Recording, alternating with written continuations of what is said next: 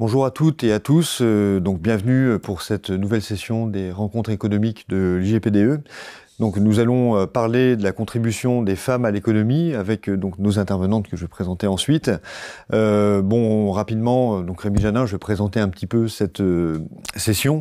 On avait prévu de faire venir également Emmanuel Auriol du Conseil d'analyse économique, et donc je dis deux mots. En fait, c'est vrai qu'il y a une note du CAE qui est intéressante, et je vais la prendre en fait comme titre. Emmanuel Auriol, elle est professeure à Toulouse School of Economics, avec Camille Landais et Nina Roussil. Donc il y a une note du CAE que je vous invite à voir dans la webographie sur l'égalité homme-femme, une question d'équité, mais aussi un impératif économique. Et donc ça me paraissait une bonne accroche pour ici parler de la contribution des femmes à l'économie, puisqu'il y a un double angle qui est à la fois d'un potentiel qui est certainement inefficacement utilisé, à cause donc de contraintes spécifiques en fait aux femmes dans leur manière de s'impliquer dans l'économie, mais en même temps on va voir que cette contribution elle est très très large, elle est bien au-delà du travail, en tout cas du travail rémunéré, et il y a des questions d'inégalité, et forcément les deux sont liés avec des questions d'équité, et donc avec une série de publications, donc notamment de l'INSEE, mais aussi plus internationales, qui montrent qu'il y a dans un pays comme la France, une baisse des inégalités, mais que ce rythme de baisse des inégalités tend à se réduire. Donc ça, c'est assez intéressant. Donc c'est une question qui déborde, bien sûr, du cas français. C'est un enjeu qui est porté par des politiques publiques dans l'Union européenne, dans l'OCDE notamment, et au-delà. C'est un enjeu qui est porté par des entreprises aussi. Il faut se rappeler que il y a des axes de responsabilité sociale et environnementale dans les entreprises, avec un acronyme anglo-saxon qu'on appelle diversité, Diversity, Equity and Inclusion, DEI, DEI, qui est encouragé par des obligations aussi de reporting, de transparence extra-financière, et donc avec des entreprises qui s'impliquent plus ou moins d'ailleurs de ce côté-là, mais avec également, il faut l'aborder, même si peut-être qu'on n'aura pas le temps de beaucoup traiter cet aspect-là, parce que c'est très très récent, il y a des retours en arrière.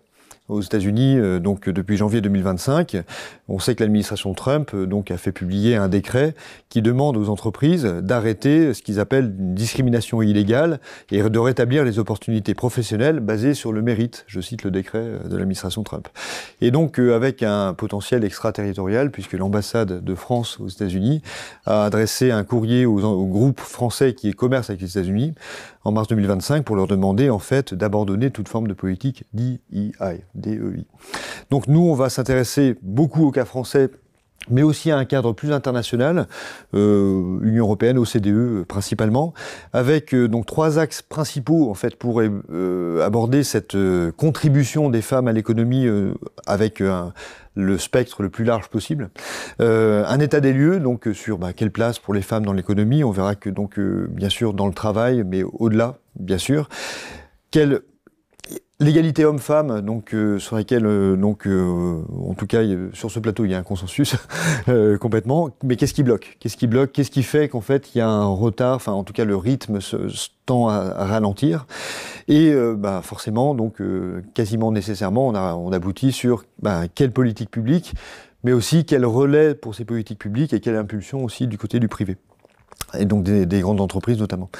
Donc on va voir donc pour l'état des lieux, donc j'ai Christelle Collin à ma droite, qui est donc directrice des statistiques démographiques et sociales à l'INSEE.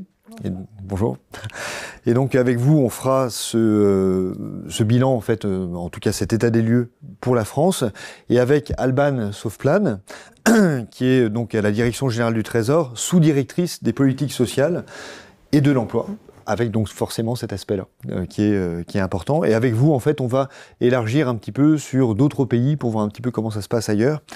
Avec à chaque fois donc un échange avec également donc pour l'égalité entre femmes et hommes, qu'est-ce qui bloque ? Donc Charlotte Greer, donc vous êtes chez Airbus, directrice commerciale pour les affaires cyber en France, en Europe, pour l'OTAN et le spatial chez Airbus, d'accord ? Et vous êtes aussi cofondatrice d'une association, Women for Cyber France, et vous êtes aussi ancienne élève, alumni, et membre du conseil d'administration d'une école d'ingénieurs, EPF. Donc on a un enjeu ici important sur l'égalité entre hommes-femmes. Ça passe également par les professions scientifiques, de sciences et techniques et d'industrie aussi au-delà, etc., etc. Et donc avec Christelle, on rebondira un petit peu là-dessus sur d'autres aspects, sur qu'est-ce qui bloque. Donc à l'INSEE, il y a pas mal de publications qui permettent de mettre le doigt un petit peu sur ce qui bloque. Voilà, on verra la note du CAE ainsi sur 3 points, l'éducation, peut-être, des biais dans l'éducation, la maternité, les déroulés de carrière, et donc Alban rebondira encore aussi peut-être sur l'angle international, bien sûr, à chaque fois. Et donc dans le troisième temps, les politiques publiques, donc on laissera une parole à Alban Soflan, puisqu'en tant que direction générale du Trésor, il y a des choses à dire sur ce qui est fait en France, et peut-être au niveau européen, de l'Union européenne, parce qu'il y a aussi des directives européennes là-dessus. Il y a un cadre européen. Et donc les échanges avec, on verra comment ça se décline dans les entreprises, notamment à Airbus et dans l'aéronautique peut-être particulièrement. Et puis toujours avec ce regard de l'INSEE qui nous donne, qui est avec la statistique publique globalement un fournisseur de données très fiable en fait pour attester un petit peu de cette contribution des femmes à l'économie. Alors, démarrons tout de suite par. Alors, avant de démarrer, bien sûr, je rappelle que vous pouvez poser des questions. Donc, vous avez un onglet Question and Answers ou questions-réponses. Je ne sais pas s'il est marqué en anglais ou en français sur votre plateforme. Et donc, n'hésitez pas à poser ces questions que je transmets en fait aux intervenantes, voilà, et que je synthétise parfois un petit peu, mais je vais essayer d'être le plus fiable possible dans cette tâche. Et donc, démarrons par un état des lieux. Quelle place pour les femmes dans l'économie? Christelle Colin, est-ce qu'on peut faire un petit panorama de la contribution des femmes à l'économie en France? Bien, merci. Donc moi, je vais commencer en effet par revenir sur un certain nombre de faits stylisés sur la place des femmes dans l'économie et particulièrement sur le marché du travail. Donc ce sont des constats qui sont généralement connus, mais qui permettent de planter le décor à partir de faits objectifs et chiffrés. Donc je m'appuierai largement sur des données de l'INSEE, mais aussi d'autres services statistiques des ministères. Donc un premier fait qui est vraiment important à avoir en tête, et je vous invite que j'illustre par le graphique qui est à l'écran, c'est que la participation des femmes au marché du travail rémunéré a fortement augmenté au cours des dernières décennies en France. Donc on le voit à l'image, en 1975, donc c'était il y a 50 ans, 55% des femmes de 15 à 64 ans étaient en emploi ou au chômage, c'est ce qu'on appelle l'activité sur le marché du travail. Et en 2024, elles étaient 72%. Donc, vous voyez cette courbe rouge avec une croissance continue. Et l'écart avec les taux d'activité des hommes s'est considérablement réduit. Dans le même temps, le taux d'activité des hommes a baissé, notamment en début de période. Ceci tient à l'allongement des études et en début de période au recul de l'âge, plutôt à des départs à la retraite plus précoces, puisqu'on était passé à la retraite à 60 ans dans les années 80. Et ensuite, on voit que l'écart est donc nettement plus réduit aujourd'hui. Et donc aujourd'hui, les femmes représentent la moitié des actifs, donc la moitié de la population active, et c'était 39% il y a 50 ans. Donc être actif sur le marché du travail, c'est donc être en emploi ou au chômage. Alors du côté du chômage, en fait, aujourd'hui, les femmes sont un peu moins souvent au chômage que les hommes.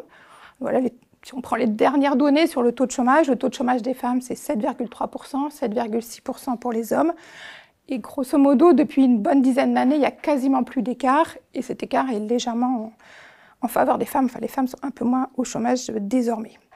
Donc, de ce fait, le taux d'emploi des femmes et des hommes s'est nettement rapproché. Donc, la part des femmes et des hommes qui sont en emploi rémunéré, puisqu'aujourd'hui, 66% des femmes de 15 à 64 ans sont en emploi et c'est 72% des hommes, donc très proches.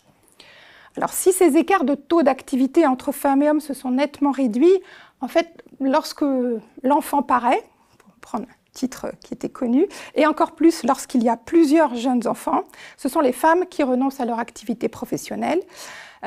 Si on regarde aux âges où les femmes et les hommes ont le plus d'enfants, entre 25 et 49 ans, le taux d'activité des femmes sans enfants est très proche de celui des hommes sans enfants, c'est quasiment 9 sur 10, mais il décroche pour les mères de 2 enfants, dont un à moins de 3 ans, ou les mères de 3 enfants ou plus, alors que le taux d'activité des pères ne baisse pas, ou même augmente un peu. D'ailleurs, lorsqu'on interroge les personnes sur les raisons pour lesquelles elles ne participent pas au marché du travail, ce ne sont pas pour les mêmes raisons. Les femmes inactives, elles disent dans la moitié des cas que c'est pour raison familiale, ou elles se déclarent au foyer, comme on dit. Et seuls 7% des hommes inactifs disent l'être pour des raisons familiales ou se déclarent au foyer. Les hommes inactifs déclarent majoritairement ne pas participer au marché du travail pour raisons de santé et aussi souvent sont un peu en inactivité transitoire. Donc les femmes participent très largement au marché du travail, mais sur quels emplois? Donc 9 femmes sur 10 qui travaillent sont salariées, que ce soit du public, du privé ou de particuliers employeurs, et 1 sur 10 exerce une activité indépendante. Donc, c'est-à-dire être commerçante à son compte, artisane, profession libérale, etc. Donc les femmes sont plus souvent salariées que les hommes. Elles exercent moins souvent que les hommes en tant qu'indépendants, même si ce statut d'indépendant a tendance à se développer aussi chez les femmes. Et elles sont aussi plus souvent fonctionnaires que les hommes. Et dans le secteur privé, un peu moins souvent en contrat à durée indéterminée. Un autre fait qui est très connu mais très important, c'est vraiment que les femmes et les hommes n'exercent pas les mêmes métiers, ni ne travaillent dans les mêmes secteurs d'activité. Donc les femmes sont très majoritaires dans les activités tertiaires, notamment dans les métiers de service, aide à domicile, secrétaire, caissière, agent d'entretien, etc., les métiers du soin, notamment dans la santé, et très minoritaires dans, pour citer quelques professions un peu parlantes, les conducteurs routiers, les ouvriers du bâtiment, les techniciens de maintenance, qui sont des professions très, très masculines. Elles sont aussi très minoritaires, par exemple, dans les professions du numérique, qui sont des professions qui se développent et où leur place reste encore très minoritaire. Donc tout ça est très lié au choix d'orientation scolaire et professionnelle, mais on y reviendra plus tard. Alors, néanmoins, bien que les métiers restent très sexués, les femmes accèdent de plus en plus souvent à des emplois de cadre ou de ce qu'on appelle dans les nomenclatures INSEE professions intellectuelles supérieures, c'est-à-dire ça inclut les professeurs, les médecins, etc. Mais elles restent néanmoins minoritaires dans ces catégories de cadres de professions intellectuelles supérieures. Donc au début des années 80, 22% des cadres étaient des femmes. Aujourd'hui, c'est 43%. Donc on voit quand même tout le chemin parcouru. Néanmoins, en ce qui concerne les postes vraiment les plus élevés, elles continuent à être nettement minoritaires. Par exemple, si on regarde les cadres, ce qu'on appelle les cadres dirigeants du privé, ce qu'on appelle nous les hautes fonctions d'encadrement dans des entreprises de plus de 250 salariés, là, seuls 29% de ces cadres dirigeants du privé sont des femmes. Et dans la fonction publique d'État, on a aussi les emplois d'encadrement supérieur, donc les plus rémunérateurs, qui restent en majorité occupés par des hommes, alors que près de 2/3 des agents de la fonction publique d'État sont des femmes. Donc, je dirais une contribution quasi paritaire au nombre d'emplois, mais pas sur les mêmes métiers, pas non plus avec les mêmes temps de travail, et avec des salaires plus faibles. C'est ce que je vais développer un peu plus. Donc sur le temps de travail, donc les femmes travaillent 3 fois plus souvent à temps partiel que les hommes, même si là aussi les écarts se réduisent au fil des ans, puisque la part en fait des femmes à temps partiel a tendance à baisser et celle des hommes à temps partiel a tendance à légèrement augmenter. Et les femmes sont plus souvent à temps partiel que les hommes pour raisons familiales ou personnelles. Et les hommes disent, quand ils sont à temps partiel, déclarent plus souvent être à temps partiel pour suivre des études ou suivre une formation ou exercer une autre activité professionnelle en parallèle. Et donc on retrouve forcément les questions de partage des tâches derrière. Donc, conséquence un petit peu de ces écarts de temps de travail, de ces écarts de postes occupés, on peut regarder les écarts de salaire. Donc, on a une diapositive qui illustre ces écarts de salaire entre femmes et hommes. Donc ici, cette infographie s'intéresse notamment dans la partie de gauche aux salariés qui travaillent principalement dans le secteur privé. Et donc dans la partie qui est vraiment à gauche, on prend la somme des salaires perçus dans l'année. Et donc on voit que les femmes ont gagné en 2023 22% de moins que les hommes. En 1995, c'était 34% de moins. Donc une réduction quand même de cet écart. Et alors cet écart, on essaie de le décomposer. Donc il tient d'abord aux différences de temps de travail, aux différences de durée du travail, qui est lié à la fois au fait que les femmes sont plus souvent à temps partiel, mais au fait qu'elles ont plus d'interruptions, et donc que si on regarde le nombre de jours où elles sont en emploi dans l'année, il est inférieur. Et donc à temps de travail identique, cet écart se réduit à 14%. Et si maintenant on essaye de vraiment se mettre à emploi comparable, tel qu'on peut le mesurer avec les données dont on dispose, c'est-à-dire en fait, on prend chez le même employeur et sur le même poste, c'est-à-dire en gros avec le même code profession, on arrive à un écart de 4%. Alors cet écart, il peut encore traduire des différences d'ancienneté, de diplôme, etc. Mais donc on voit, alors la différence entre le 14% et le 4%, il est vraiment lié au fait que les emplois occupés ne sont pas les mêmes. Donc ça, c'est une photographie que l'INSEE actualise chaque année pour mettre à jour ces données. Dans la fonction publique aussi, il y a des écarts de revenu salarial. Donc au niveau du revenu salarial, c'est-à-dire la somme des salaires perçus sur une année, les écarts sont un peu moindres, ceux de travail sont un peu moindres aussi, et les écarts à caractéristiques comparables sont assez proches. Donc on voit en effet des progrès, mais on peut mieux faire. Et si on regarde aussi ce qui se passe du côté des non-salariés, puisque je vous ai dit qu'une femme sur 10 exerçait en tant qu'indépendante, les revenus d'activité des femmes sont aussi nettement inférieurs à ceux des hommes. C'est 19% de moins pour celles qui sont entrepreneurs individuels ou gérantes de sociétés, 18% pour celles qui sont micro-entrepreneurs. Et en fait, les femmes qui sont indépendantes sont en général plus jeunes que les hommes et souvent dirigent des entreprises plus petites.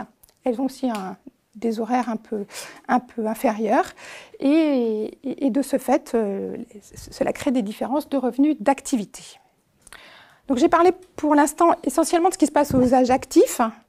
Alors quand on s'avance un petit peu en âge, d'un point de vue purement démographique, comme vous le savez, la part des femmes au sein de la population augmente au fil des âges, du fait des écarts d'espérance de vie entre femmes et hommes.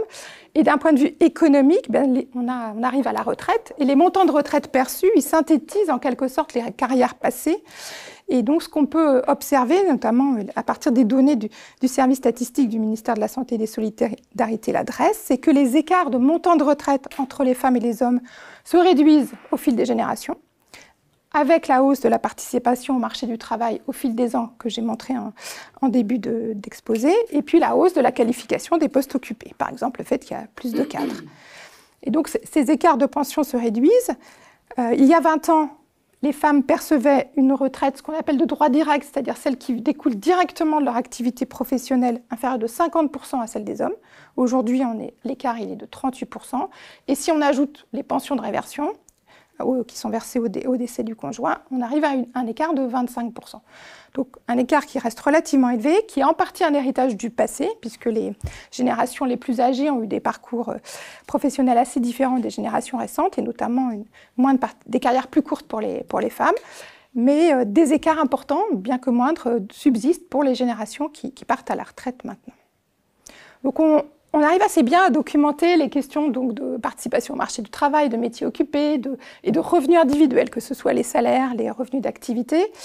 C'est un peu plus délicat si on veut regarder, par exemple, si les femmes perçoivent plus ou moins de prestations sociales que les hommes, ou si elles contribuent plus ou moins à l'impôt. C'est une autre forme de contribution à l'économie, parce que en France, les prestations sociales ou l'impôt payé sont calculés au niveau du ménage ou du foyer fiscal, ou de ce qu'on appelle les foyers CAF, etc. Donc, on n'a pas d'individualisation en France, donc c'est un peu plus délicat, et toutes les statistiques que l'on établit sur ce qu'on appelle les revenus disponibles ou les niveaux de vie tiennent compte, soit au niveau du ménage, ou sinon font l'hypothèse d'une mise en commun des ressources,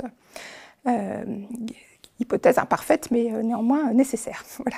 On a un petit peu le même type de difficulté si on veut regarder le patrimoine, par exemple. Voilà, le patrimoine des personnes, il est bien mesuré seulement au niveau des ménages. C'est pas évident de le répartir entre les différents membres du ménage. Alors vous pouvez, par exemple, vous référer à l'acte notarié pour savoir le partage du bien immobilier, enfin de la résidence principale qui donne les parts de chacun, mais répartir un conjoint ou une voiture, etc., peut être un peu plus compliqué. Donc il y a quand même quelques études.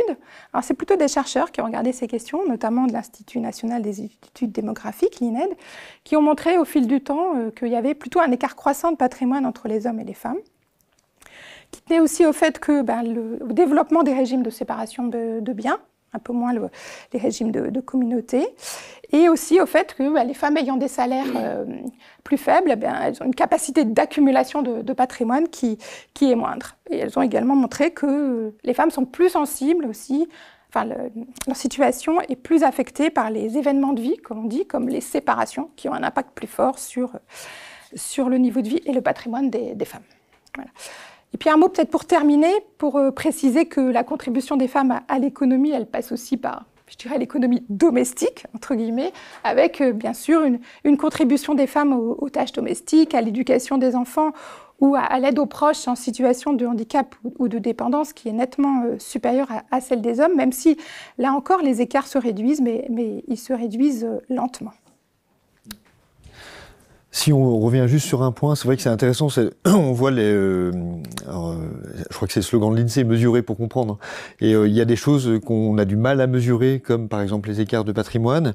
Et pourtant, en fait, on voit bien qu'il y a une réalité importante, c'est que la séparation, donc il y a ces travaux de Sybille Golac, par exemple, sur le genre du capital, qui montrent que dans une séparation, en fait, l'affectation des dépenses dans les couples n'est pas toujours la même. Et on s'aperçoit que, par exemple, on va avoir davantage l'homme qui va contribuer à acquérir un actif qui va ensuite demander en fait à réserver, alors que les femmes en fait prennent davantage en charge les dépenses courantes. Voilà. Est-ce qu'on a des éléments un petit peu du côté de l'INSEE ou de l'INED un peu sur ces éléments? Oui. Donc l'INED a notamment fait un certain nombre de travaux sur ces questions pour essayer de répartir justement ce patrimoine qui parfois est assez commun quand même. Voilà. On peut attester que les dépenses, par exemple, courantes, en fait, seraient peut-être un petit peu genrées côté féminin et les dépenses... Ça avait été illustré, en effet, par d'autres études un petit peu anciennes qui montraient, en effet, c'est-à-dire que les biens un peu durables pouvaient être achetés plus par les hommes et les femmes contribuaient plus aux dépenses courantes. Et si, notamment au moment de la séparation, les choses ne se passaient pas très bien, mais elles étaient perdantes. Voilà, donc on voit qu'il faut aussi recourir à des travaux de recherche qui mettent des hypothèses sur lesquelles on n'a pas toujours les statistiques, etc. Alban, avec vous, en fait, on va essayer d'élargir la focale pour voir un petit peu ce qui se passe au-delà de la France. Voilà, donc allez-y. Très bien, merci encore pour cette invitation. Effectivement, merci Christelle pour tous ces éléments sur la France. Et moi, ce que je me proposais, c'était d'élargir un petit peu la focale en voyant comment la France se situe dans un cadre européen, principalement. Sur différentes statistiques. Alors, j'ai pas retrouvé en européen toutes les statistiques mentionnées par Christelle, mais certaines. Notamment si on commence par regarder l'écart de rémunération horaire entre les hommes et les femmes. La France se situe dans la moyenne européenne, c'est-à-dire que il y a un différentiel sur cette rémunération horaire de 13% en France contre 12% en moyenne dans l'Union européenne, tout ceci pour les salariés. Donc la France fait moins bien que certains pays. En Espagne, cet écart de rémunération horaire est de 9%. En Italie, il est même de 2%. Mais mieux que d'autres pays. Si je prends l'exemple de l'Allemagne, l'écart est de 18%. Si on regarde sinon aussi la participation des femmes au marché du travail, donc là, tout à l'heure, Christelle a montré le taux d'activité. Moi, je vais montrer sur le graphique le taux d'emploi. Donc là, c'est vraiment la part des femmes et des hommes en emploi de 20 à 64 ans. La France se situe également dans la moyenne, un petit peu mieux que la moyenne européenne. Donc en France, le taux d'emploi des femmes est de 72%, là où il est de 71% dans l'Union européenne. Donc on est un petit peu plus élevé que la moyenne, plus bas que dans d'autres pays. Je pense notamment aux Pays-Bas, où les femmes ont un taux d'emploi de 80%, ou l'Allemagne, 78%, ou le Portugal de 76%. Néanmoins, même si on est plus bas que d'autres pays, on a un écart entre les hommes et les femmes. Donc ça, c'est les petites barres bleu foncé que vous avez sur la droite du graphique, qui représentent l'écart entre le taux d'emploi des femmes et celui des hommes. Donc celui des hommes est toujours plus élevé dans les différents pays. Et donc vous avez l'écart en bleu foncé. L'écart de taux d'emploi entre les hommes et les femmes est plus faible en France qu'en moyenne européenne. Pour les 20-64 ans, il est de 6 points en France, contre 10 points pour la moyenne de l'européenne. Donc sur ce point, c'est la Finlande est le pays le plus égalitaire. On n'arrive même pas à lire le chiffre. Ils sont à 0,7 points. Mais sur beaucoup d'autres pays auxquels on se compare habituellement, sont des écarts soit un petit peu plus élevés, soit souvent un peu plus élevés qu'en France. Donc par exemple, on a 7 points d'écart en Allemagne, 10 points en Espagne et 20 points en Italie. Donc ça permet de relativiser un peu. Si on regarde aussi, parce que le taux d'emploi donne une image, mais comme Christelle le disait très justement, les femmes, elles participent différemment au marché du travail, notamment elles participent plus souvent à temps partiel au marché du travail, et ça a un impact sur leur rémunération horaire. Donc là, sur ces graphiques qui sont projetés, normalement, vous avez la part des femmes et des hommes à la fois pour le temps plein, donc le graphique de gauche, et à temps partiel, dans le graphique de droite. Donc, le premier message qui s'en dégage, c'est qu'effectivement, dans tous les pays européens, les temps pleins sont majoritairement occupés par des hommes et les temps partiels sont plus occupés par des femmes. La part des femmes parmi les temps pleins est plus élevée en France que dans la moyenne européenne. Donc les femmes occupaient 43% des temps pleins en France, contre 41% pour la moyenne européenne. Et par ailleurs, la part des temps pleins est beaucoup plus faible dans certains pays dont on parlait tout à l'heure du taux d'emploi élevé, par exemple l'Allemagne, où la part des femmes à temps complet n'est que de 34% et les Pays-Bas que de 30%. On retrouve le symétrique de ceci sur les temps partiels. Donc là, même les pays où les femmes sont moins surreprésentées, il y a quand même une part de femmes beaucoup plus importante qui sont à temps partiel. En France, à peu près 3/4 des temps partiels sont occupés par des femmes. C'est quand même important. Là où pour l'Union européenne, c'est 76%. Donc on est quand même assez proche de la moyenne. Dans les enquêtes européennes, c'est comme ce que Christelle présentait tout à l'heure, la raison la plus fréquemment citée par les femmes pour expliquer leur temps partiel est de s'occuper d'enfants ou de proches. À peu près 30% des femmes à temps partiel disent que c'est cette raison-là pour laquelle elles sont à temps partiel, alors que ce n'est que 8% pour les hommes. Voilà ce que je pouvais apporter. Peut-être en passant la parole à Charlotte pour une réaction, est-ce que vous, chez Airbus qui est un groupe forcément européen, et donc avec plusieurs pays, est-ce que vous observez des différences peut-être entre les différents pays dans lesquels exerce Airbus ? Forcément, donc Airbus, on est un groupe, on est 70 000 personnes dans le monde, 65% de nos employés sont hors de France, donc beaucoup au Royaume-Uni, en Allemagne et en Espagne, mais on a une couverture vraiment mondiale. On observe des différences, alors avec notre voisin allemand et notre voisin espagnol, donc les chiffres me surprennent pas. Ça permet de mesurer effectivement ce qu'on ressent. Donc les différences, c'est vrai que sur l'Allemagne, on a l'impression que les femmes qui travaillent à temps plein sont beaucoup moins représentées, et celles qui font des carrières de management avec des enfants aussi. Voilà, par exemple. J'ai même une collègue qui a travaillé à temps plein, qui a fait carrière dans les cadres supérieurs, et dont ses amis se sont retournés et lui ont tourné le dos parce que ne comprenaient pas ce choix et ça ne faisait pas partie de leurs valeurs. C'est des choses que j'ai jamais vues en France, disons, j'ai jamais entendu parler non plus. Moi, ce qui m'intéresse, c'est que j'ai été surpris par le chiffre sur l'Allemagne, parce que je ne travaille pas beaucoup sur les comparaisons internationales. Donc, on voit une forte participation, mais beaucoup de temps de partiel.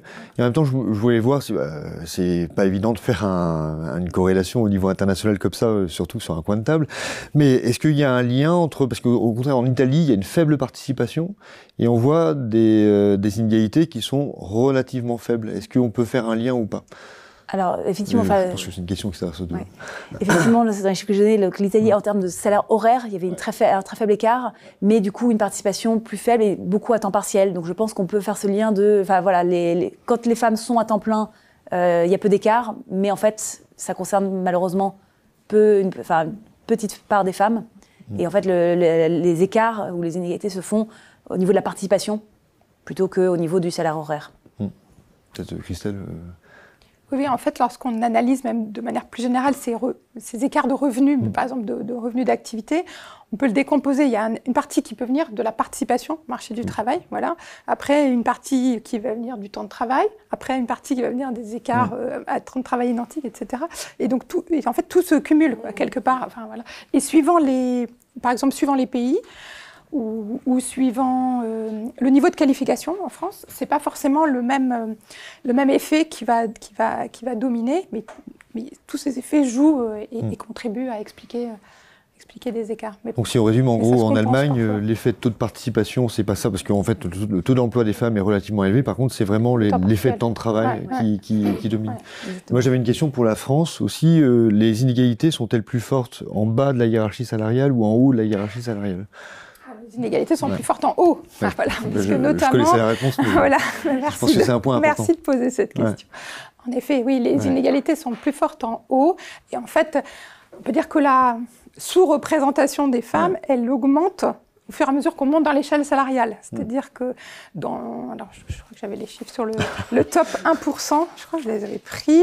Ouais. Sur le top 1%. Donc les 1% qui ont les salaires. Exactement, qui ont les salaires. Voilà, il y a 24% de femmes dans le top 1% des salaires du privé et 39% de femmes dans le top 1% des salaires de la fonction publique, alors que dans le privé, elles sont à quasi la moitié des salariés et dans le public, les 2/3 des agents. Donc oui, donc les écarts, ils s'accroissent le long de l'échelle salariale.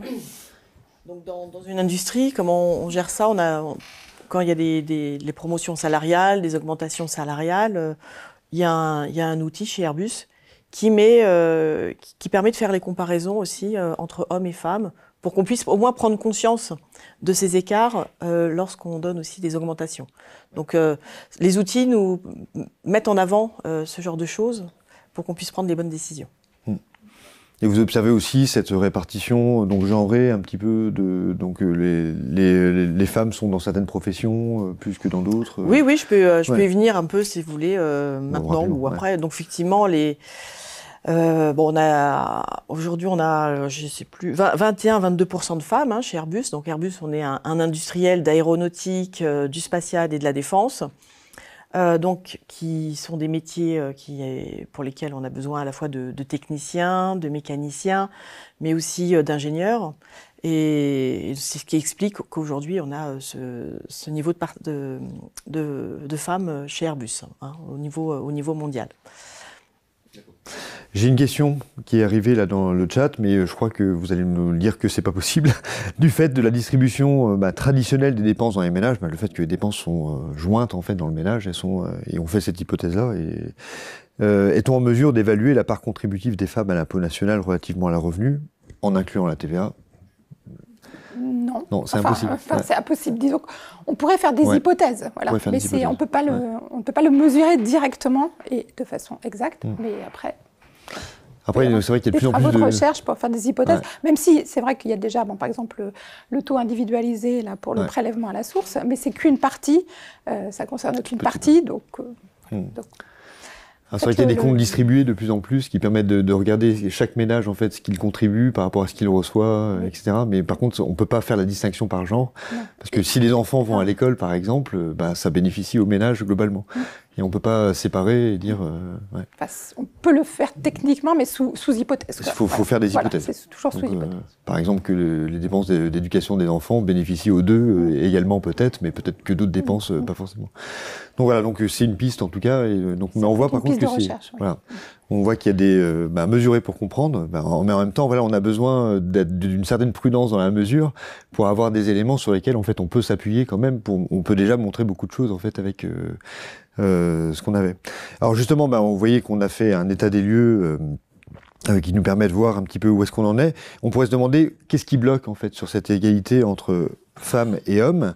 Moi j'ai l'éducation, la maternité, le déroulé de carrière, et on pensait que c'était intéressant de démarrer par un point de vue peut-être microéconomique, un point de vue très situé, celui d'Airbus, et ensuite pour regarder justement, et on élargit la focale. Voilà. Effectivement, comme je disais, on est 170 000 personnes dans le monde, 65% des effectifs sont en dehors de la France. À cette échelle, on compte aujourd'hui, en 2024, 21-22% de femmes dans nos effectifs. Ça s'explique parce qu'effectivement, on a des professions industrielles, technologiques et d'innovation qui sont assez liées aux matières scientifiques. Donc, une des premières choses qui bloque, c'est vraiment la place des femmes déjà dans les mathématiques et les sciences. On va peut-être y revenir un peu plus tard, mais en France, il y a une étude qui est parue là, en février qui disait que en première année d'études, les femmes sont seulement 25% à suivre des études de mathématiques, physique-chimie, informatique, sciences de l'ingénieur. Donc 65% en première année, 25% en première année, ça fait déjà un vivier pour des recruteurs comme Airbus qui n'est pas très élevé.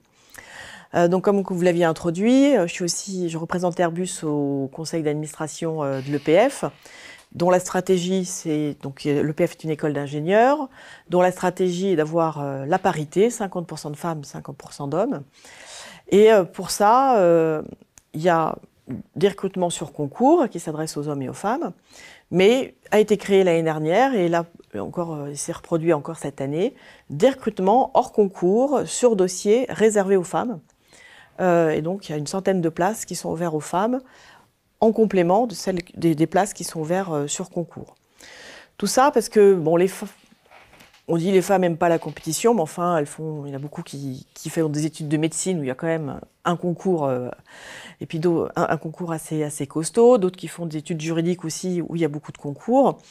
Mais dans les mathématiques, ce qu'on a observé, c'est qu'il y a un peu cette image, ce préjugé que chacun a, que les filles sont moins bonnes en maths que les garçons. Et donc, parfois, elles ne choisissent pas ces filières. Et là, c'est au moins avec ce parcours sur dossier et entretien de les recruter au mérite en dehors d'un concours. Voilà. Donc ça, c'est une piste. Et puis, donc, pour augmenter un peu le vivier. Donc Airbus, on est une entreprise en croissance depuis 2023, 2024, donc on recrute pas mal, donc ce qui nous donne finalement un ballon d'oxygène pour pouvoir recruter et changer la donne. Et donc on a un plan de recrutement avec plusieurs attentions particulières, adresser des métiers spécifiques, des compétences spécifiques. Donc vous parliez du numérique tout à l'heure, donc c'en est une, la digitalisation de l'aéronautique, c'est un des vrais enjeux. Et puis être à la pointe pour l'innovation de demain.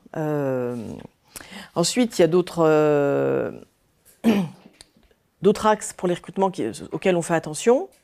Au-delà des compétences, c'est aussi la diversité. Donc la diversité de genre, femmes-hommes, mais aussi d'orientation, avec tout ce qui est LGBT, personnes en situation de handicap, et toutes les diversités, les nationalités, par exemple.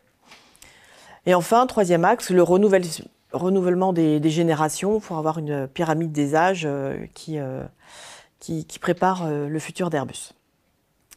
Donc la diversité, pourquoi on fait tout ça? Parce que la diversité, ça fait vraiment partie de l'ADN d'Airbus.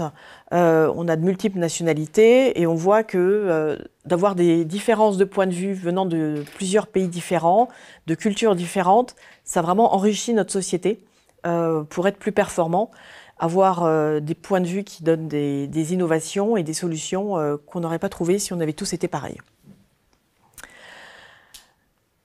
Et puis, aussi pour des raisons d'équité, un peu comme vous l'avez souligné en introduction, on est un acteur quand même important de l'économie française, de l'économie mondiale. On ne peut pas, pour des raisons d'équité, laisser la moitié de la population ne pas l'adresser de manière équitée. Et puis enfin, donc comme je le disais, pour la performance de l'entreprise, ces regards croisés, cette richesse qu'apportent des points de vue différents, des natures de personnes différentes, permet d'être finalement plus performant au sein de notre société. Si je puis citer un exemple, il y avait une entreprise qui fabriquait des scanners pour détecter les cancers du sein, par exemple. Donc, qui avait un peu le même travers que nous, était assez loin de la parité. Et finalement, la première version de ces scanners était trop haute parce que ça avait été designé par des hommes et les hommes sont plus grands que les femmes. Donc ils ont dû revoir leur prototype et il y aurait eu des équipes plus diversifiées, il n'y aurait peut-être pas eu ce loupé. Et donc nos clients, les passagers de l'aéronautique, il y a aussi bien des hommes que des femmes et d'avoir des employés qui ressemblent à nos clients, c'est un moyen aussi d'adresser les bons enjeux du transport aérien. Donc, une fois que j'ai dit tout ça, L'inclusion et la diversité, alors chez nous c'est IED, l'acronyme, je ne sais plus lequel vous aviez, c'était des lettres dans l'autre sens tout à l'heure, mais... Diversité, égalité... L'inclusion de la diversité, ça fait vraiment partie des axes stratégiques d'Airbus. Donc on a une petite organisation centrale, des KPI, c'est-à-dire des indicateurs de performance qu'on mesure, que chaque manager a dans ses objectifs annuels pour nous améliorer dans cette situation. Alors, on commence pour réussir à plus de diversité par les recrutements, comme je l'ai un peu dit tout à l'heure. Et donc, on partait d'une situation, on est 21-22% de femmes dans nos effectifs. Donc tout ce qui est population cadre ou population de bureau, donc ce qu'on appelle nous les cols blancs, les gens qui travaillent plutôt dans des bureaux, derrière des ordinateurs. Là, en 2024, on a recruté 30% de femmes. Donc voilà, c'est ce qui va permettre, je pense, de transformer notre société. En revanche, sur ce qu'on appelle nous les cols bleus, c'est-à-dire les gens qui sont sur les chaînes d'assemblage des avions, donc les cols bleus, c'est en bleu de travail, pour un peu schématiser. Là, on est arrivé à 12% de cols bleus, mais c'était en ligne avec les objectifs qu'on s'était fixés, parce qu'on essaye de se fixer des objectifs réalisables année par année et en progressant sur le moyen terme. Donc comment on arrive à atteindre ce type d'objectifs? C'est en participant à des salons de recrutement, en allant au-devant des gens qui cherchent du travail. Et c'est vrai qu'on a une marque top employeur reconnue et très forte qui permet finalement d'attirer aussi attirer pas mal de monde. C'est en communiquant sur les réseaux sociaux où on trouve les candidats, donc que ce soit LinkedIn, Facebook et puis autres types de réseaux, et aussi en mettant en avant des femmes dans leur métier, en situation, donc ce qu'on appelle des rôles modèles, qui parlent de leur métier et peuvent aider les femmes qui cherchent un travail à se projeter et à se dire « ouais, Airbus, c'est fait pour moi ».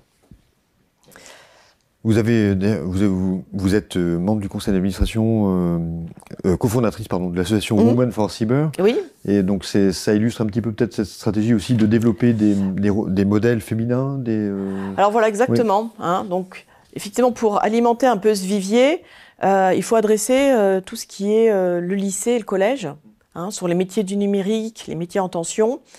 Donc on travaille, Airbus travaille avec différentes associations. Et il y a un métier spécifique qui est la cybersécurité, donc c'est faire face aux menaces et aux attaques qu'on peut avoir dans l'espace numérique. J'ai cofondé cette association parce que là, on a, une enquête de la CDE en 2024, montré qu'il n'y avait que 17% de femmes dans ces professions, donc il y a un sous-ensemble du numérique. Et puis c'est le métier dans lequel j'exerce.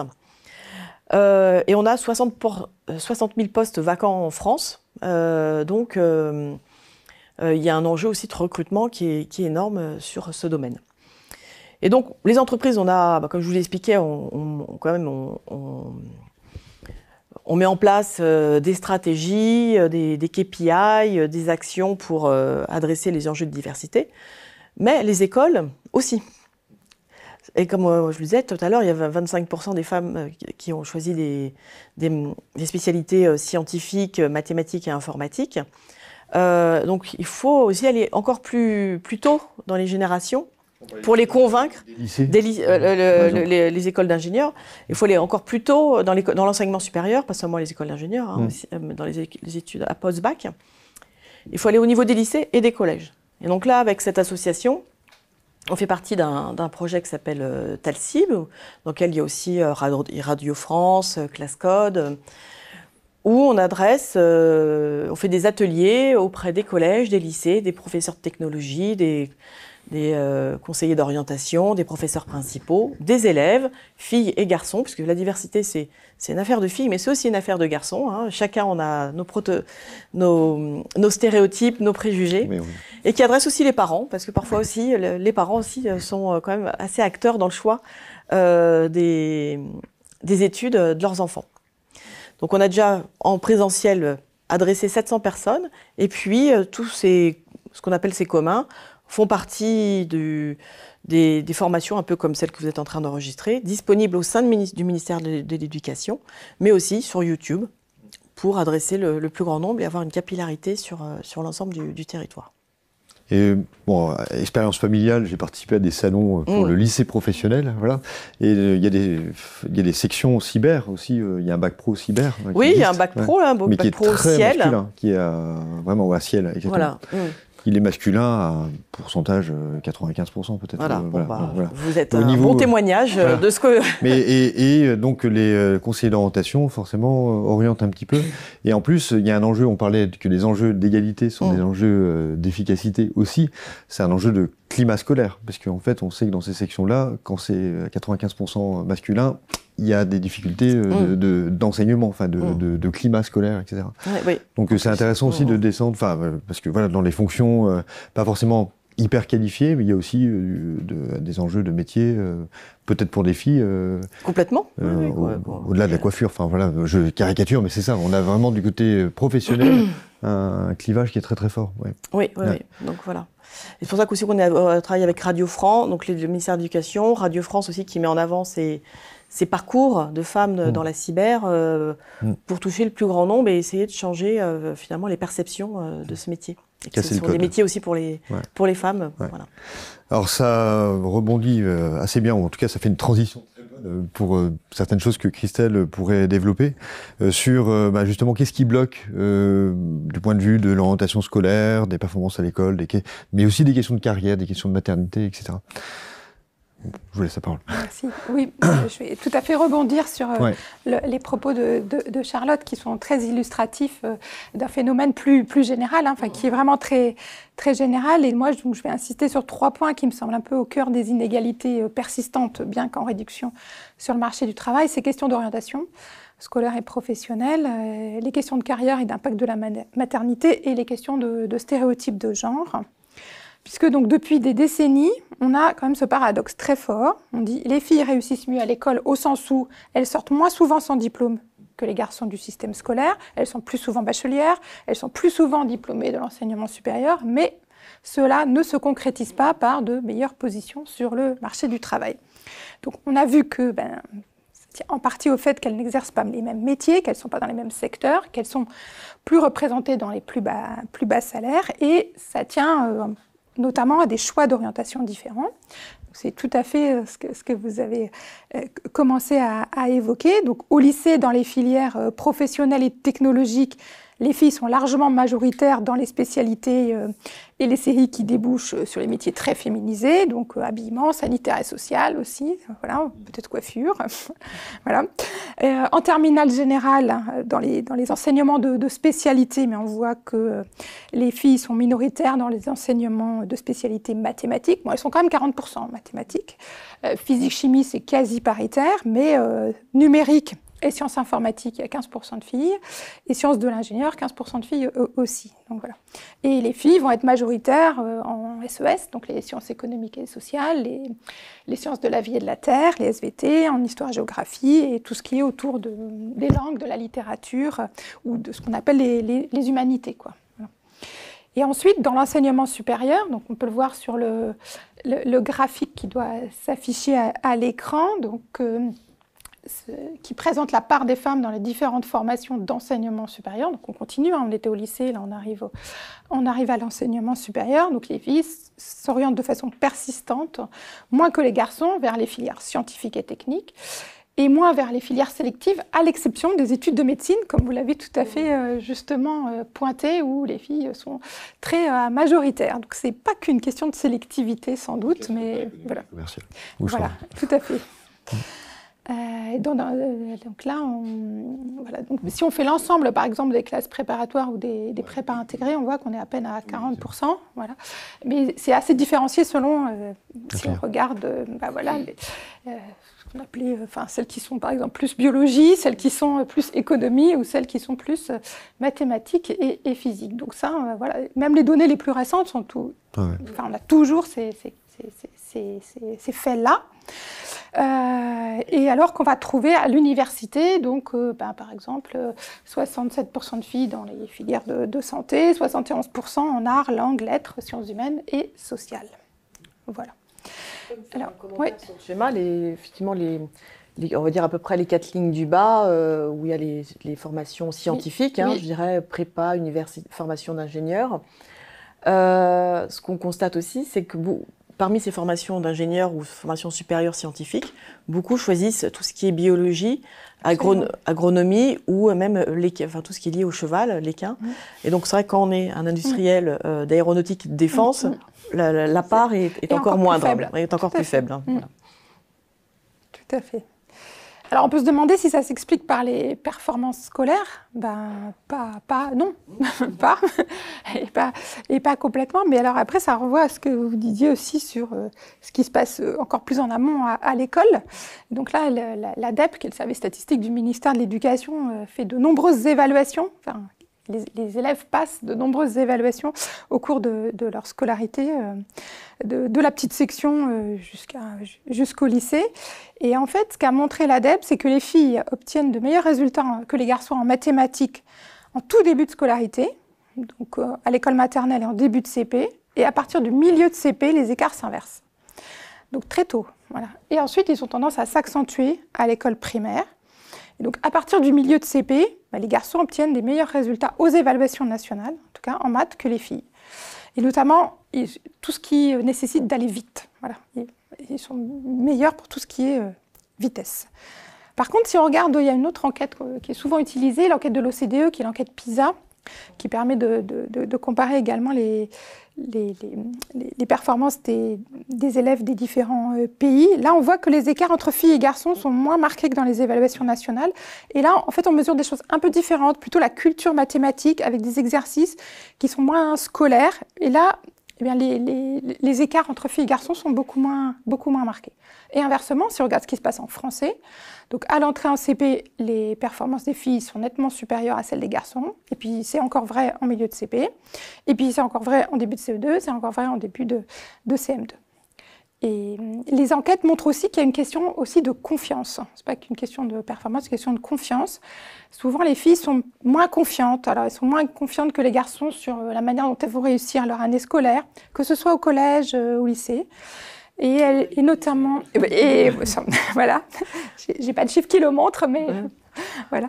Et elles ont aussi, et par exemple, même à niveau équivalent, elles ont moins l'impression de réussir, d'avoir réussi les épreuves, etc. Voilà. Et si on ne se sent pas en confiance, ben forcément, ça va être difficile de s'engager dans des filières où on ne se sent pas en confiance, puisque ça, c'est surtout vrai pour les évaluations en mathématiques.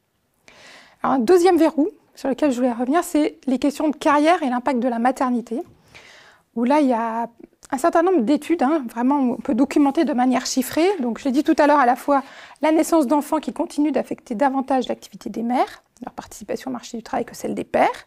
Donc, certaines se retirent du marché du travail, d'autres réduisent leur temps de travail. Mais il y a aussi cet impact de l'arrivée des enfants sur les salaires, et notamment quand on s'intéresse au revenu salarial qui tient compte du temps de travail. Donc, dans la littérature, on parle souvent de la child penalty.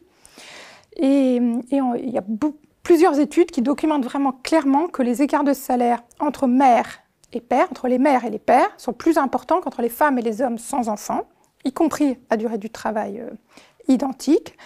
Par exemple, une des études qui montrait que, si on prend en moyenne sur la période 1995-2015, l'écart de salaire horaire entre femmes et hommes du privé sans enfants était à peu près de 7% à tout âge, alors que les mères gagnaient 11% de moins que les pères aux âges jeunes, à 25 ans par exemple, pour ceux qui avaient déjà des enfants, mais à 45 ans, on était à un écart de 25%. Donc à la fois un écart entre pères et mères, enfin entre ceux qui ont des enfants et ceux qui n'ont pas d'enfants, et un écart aussi qui s'amplifie au fil de la carrière.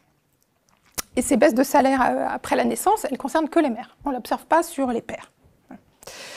Et il y a aussi des études qui ont commencé à regarder quel était le rôle des entreprises, enfin, pas en termes de politique publique, mais plutôt ce qui a été regardé, c'est comment les femmes et les hommes se répartissent dans les entreprises. Et en fait, les femmes et les hommes ne travaillent pas dans les mêmes entreprises, mais y compris à secteur d'activité donné.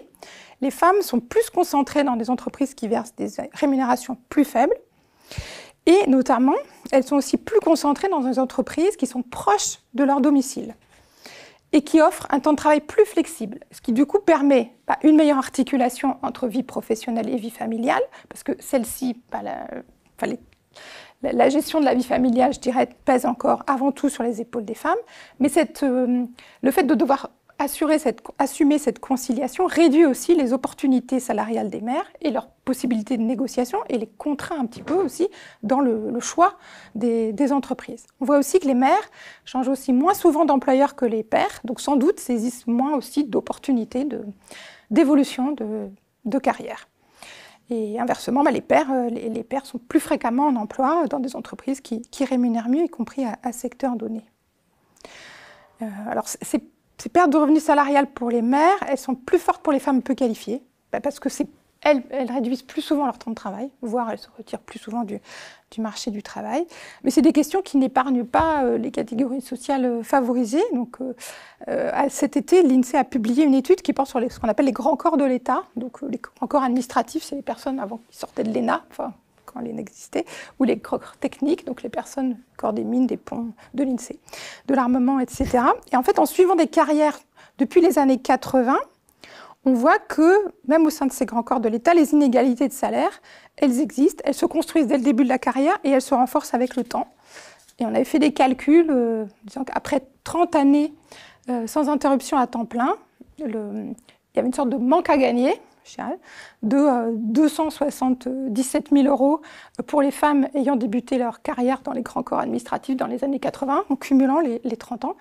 Et dans les grands corps techniques, on était à 163 000 €. Donc on parlait tout à l'heure d'économie, de contribution, d'efficacité économique. Voilà. Et ce qui s'explique à la fois par un moindre accès des femmes aux postes les plus rémunérés, et aussi parce que les hommes partaient plus souvent dans le privé, parfois temporairement ou pas, et où ils avaient des meilleurs salaires, quoi. Ouais, donc des questions d'opportunité, en fait, qui sont un peu différentes. Et puis le dernier verrou sur lequel je voulais revenir, c'était la question des stéréotypes de genre et des normes sociales. On a commencé déjà à l'évoquer également.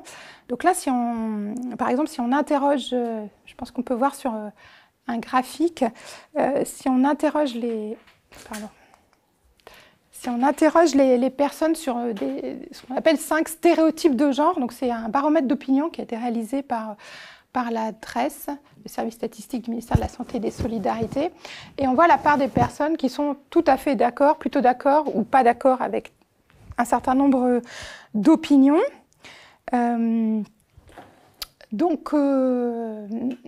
Alors on voit qu'il y a des stéréotypes qui n'ont plus beaucoup cours.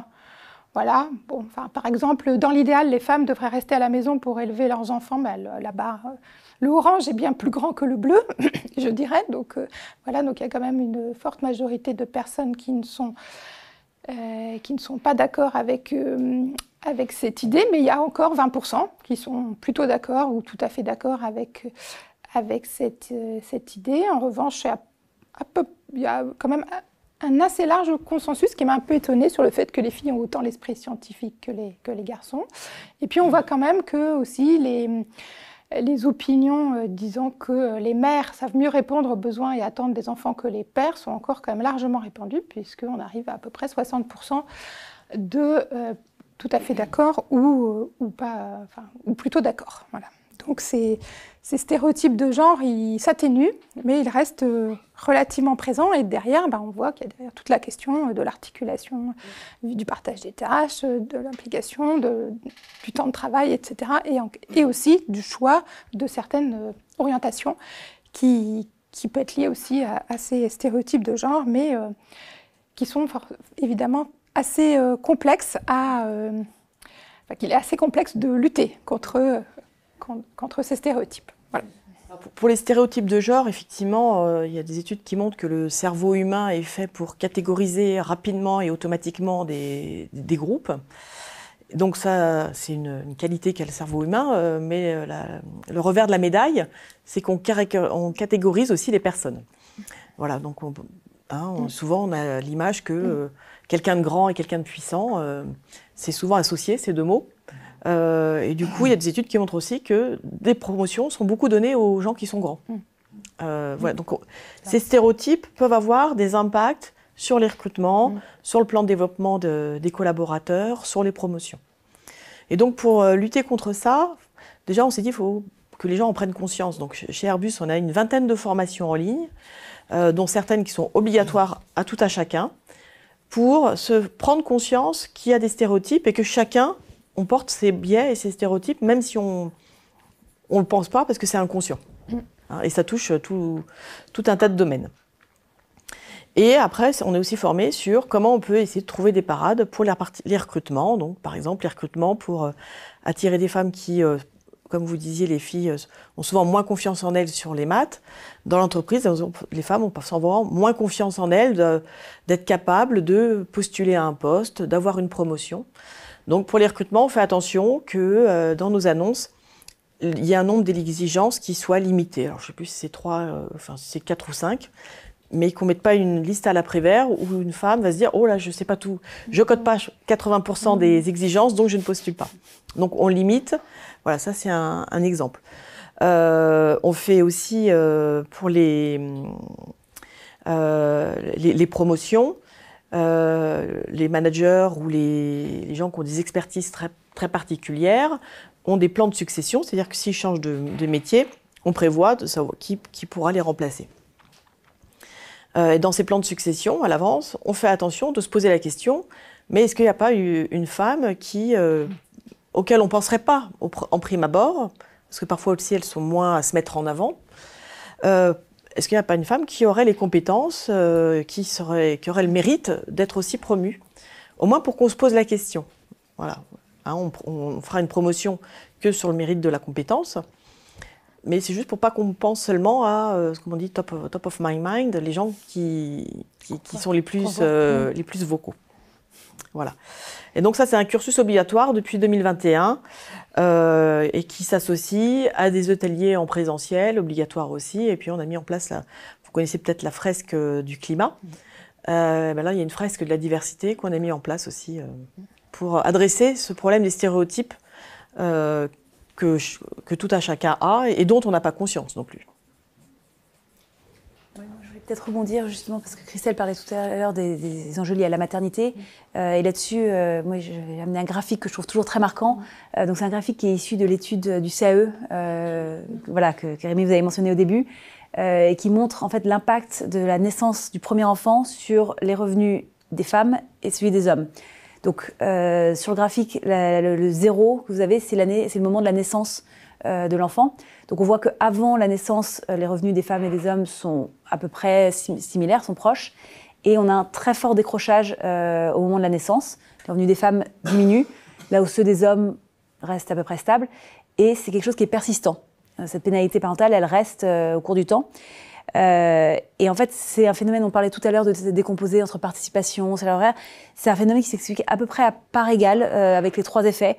À la fois la moindre participation au marché du travail, donc des femmes qui, après avoir eu l'enfant, se retirent du marché du travail.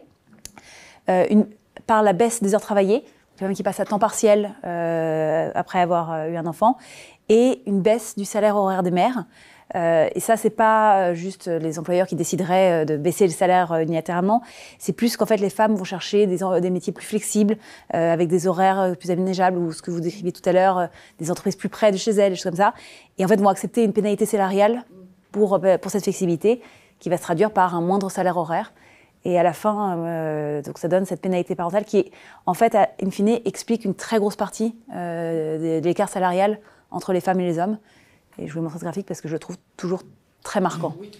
Je vous invite à regarder cette note du CAE parce que donc il y a beaucoup d'études. On voit que au départ c'est des données INSEE. Hein. On travaille avec des données INSEE pour faire ce type d'études.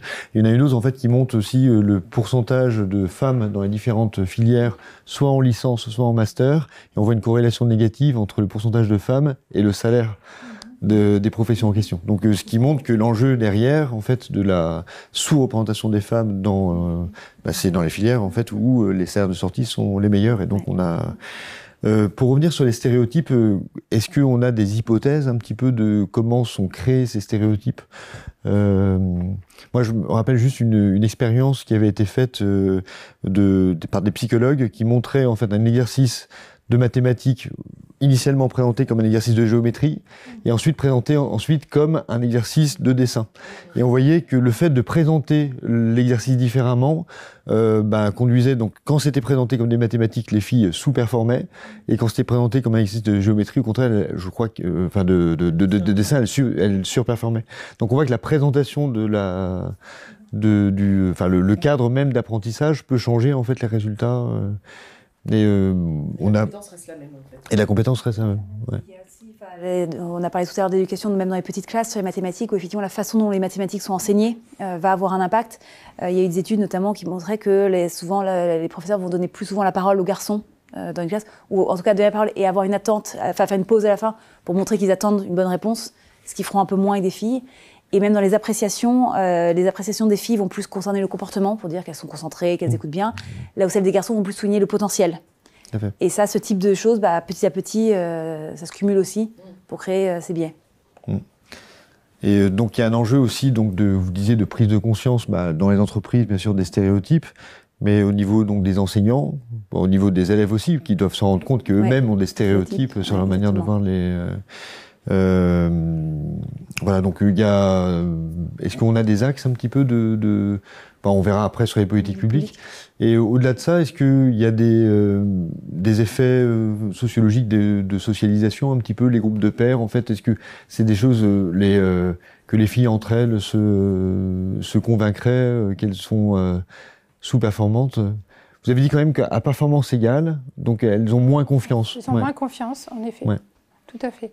Donc il y a vraiment quelque chose autour d'un travail un peu profond, je sais pas comment dire, voilà, qui sans doute est un peu nécessaire. Et moi je crois beaucoup à la question des modèles, ce que vous avez évoqué. Alors qui peut, vous l'avez dit plutôt dans les modèles dans l'entreprise, mais c'est tout au long tout au long quoi. Voilà. Tout au long. Je pense que la question des modèles, parce que sinon on va assimiler telle profession à tel, au fait que c'est plutôt un homme ou une femme, tel comportement au fait que voilà. Et donc s'il y a des modèles qui vont contre ces opinions un peu préconçues, ces stéréotypes, forcément, mais c'est un long chemin. Sur la question de la confiance des filles, en entreprise, on appelle ça, elles peuvent avoir un peu le syndrome de l'imposteur, c'est-à-dire si je suis promue à tel poste, j'ai pas toutes les compétences, donc je suis un peu un imposteur à prendre ce poste. On met en place des programmes de mentorat, donc avec des hommes ou des femmes, peu importe, qui accompagnent les femmes pour leur dire, pour les accompagner et leur faire prendre conscience qu'elles ont les compétences, les capacités pour prendre le poste ou pendant la prise de poste pour que cette prise de poste se passe bien. Voilà. Donc, le mentorat, c'est un moyen d'accompagner quand ce syndrome de l'imposteur peut avoir lieu. Alors, le mentorat, il accompagne aussi les femmes et les hommes pour différentes problématiques, mais ça peut répondre à ça. Et on voit, ça peut être dans la pratique enseignante, vous disiez en fait que les exercices en rapidité ou en compétition peuvent générer des biais. Avantager, entre guillemets, les garçons, et des choses plus posées, pour plus avantager les filles. Entre guillemets. Et à compétence égale, parce que donc la compétence ne nécessite pas forcément la rapidité. Donc, et puis, les compétences, c'est un ensemble de choses. Il ne faut pas être que rapide, par exemple. C'est vrai que ça c'est une interprétation très personnelle, mais je suis toujours assez surpris du fait que dans les mathématiques, il y a toujours des concours, il y a le concours kangourou par exemple, etc., qui arrivent très très tôt en fait dans l'école primaire, donc avec l'idée, et on est très fiers quand on est 500e ou 5 millième sur je sais pas combien sur 60 000 etc. Et ça arrive très très tôt. Là, on n'a pas l'équivalent de concours comme ça aussi sélectif en fait dans les lettres par exemple. Ouais. Donc il y a une association entre mathématiques et performance. Et performance et compétition. Ouais. J'ai une question, donc je la pose, et je crois qu'on n'a pas de réponse, mais on la pose quand même. Voilà. Observe-t-on les mêmes choix d'orientation, donc genrés, des filles dans l'établissement secondaire quand ils sont non mixtes, mais s'il y en a encore. Et la non-mixité est aujourd'hui quasiment tellement marginale. Ouais. Là, on a, je ne saurais pas dire, mais je ne dis pas que ça n'existe pas, mais je n'ai pas la réponse. En tout cas, le biais de genre, moi, pour ce que j'ai lu des statistiques de l'ADEP, de la Direction des évaluations et des prospectives de l'éducation nationale, il y a, que ce soit privé ou public, on a les mêmes écarts d'orientation, et privé hors contrat également. Donc voilà, et donc on trouvera de la non-mixité plutôt dans le privé hors contrat, mais on n'a pas forcément de réponse sur cet aspect-là. C'est pas tout à fait une réponse à cette question-là, mais par contre, il y a des études sur la performance des filles en mathématiques en fonction de la proportion de filles dans la classe. Oui. Donc, je ne peux pas forcément aller jusqu'à 100%, la non-mixité, mais effectivement, les groupes où il y a une plus grande proportion de filles se traduisent par de meilleures performances des filles en mathématiques que des groupes où elles sont minoritaires. Alors, j'ai pas dans l'étude, je ne suis pas sûre que c'était forcément, qu'il y avait les causes. On peut imaginer que la confiance en elles joue si elles sont moins en compétition. Il y a un effet auto-renforçant, on s'aperçoit qu'on a beaucoup d'effets auto-renforçants ici. Ça, c'est le propre des sciences sociales souvent. Et donc la sous-représentation des filles les conduit elles-mêmes en fait à se dévaloriser. Voilà. Donc il peut y avoir un enjeu de mixité, on revenait sur la mixité de certains parcours en fait qui peuvent lutter contre les stéréotypes. Ouais. Forcément, du constat des blocages, on arrive aux politiques publiques. Vous voyez comment se dérouler est bien construit. Mais bon, c'est nécessaire. Les politiques publiques face aux défis des inégalités de genre, Alban Sofplan, vous avez 10 minutes pour nous résoudre le problème. Alors, j'ai pas cette ambition, mais peut-être plus présenter effectivement ce qui a été mis en œuvre. Oui, et je vais le structurer un peu justement, en s'appuyant un peu sur les différents verrous qu'on a vus. Donc, par exemple, pour commencer sur l'éducation, donc on a vu que, Christelle l'a très bien expliqué, les inégalités de genre, elles s'observent très tôt, venir de normes sociales assez fortes, mais dès le CP. Ça se traduit, ça se voit après sur toute la filière, de l'école primaire jusqu'au lycée, les études supérieures et ensuite dans les métiers. Et donc ça se traduit par une sous-représentation des femmes à peu près à tous les niveaux dans les filières scientifiques.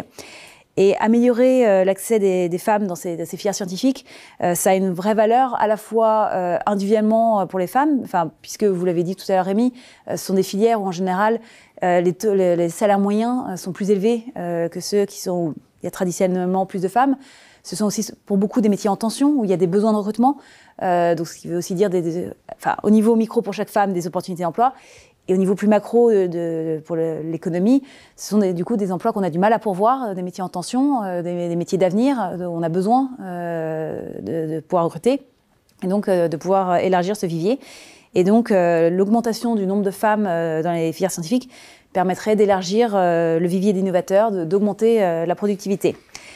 Donc dans cette optique-là, il y a des mesures qui ont récemment été mises en œuvre pour essayer d'augmenter la part des filles dans les filières scientifiques.